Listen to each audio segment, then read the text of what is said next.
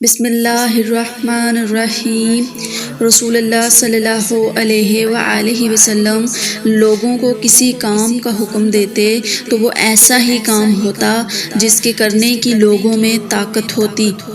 اس پر صحابہ رضی اللہ تعالی عنہ نے عرض کیا کہ یا رسول اللہ، ہم لوگ تو آپ جیسے نہیں ہیں، آپ تو معصوم ہیں اور آپ کی اللہ پاک نے اگلی پچھلی سب لغزشیں معاف فرما دی ہیں، اس لیے ہمیں اپنے سے کچھ زیادہ عبادت کرنے کا حکم فرمائیے۔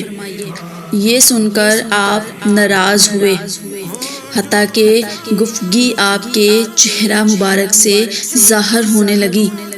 پھر فرمایا کہ بے شک میں تم سب سے زیادہ اللہ سے ڈرتا ہوں اور تم سب سے زیادہ اسے جانتا ہوں۔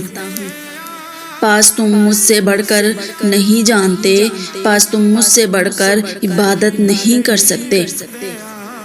آپ صلی اللہ علیہ وآلہ وسلم نے فرمایا، جس شخص میں یہ تین باتیں ہوں گی وہ ایمان کا مزہ پا لے گا۔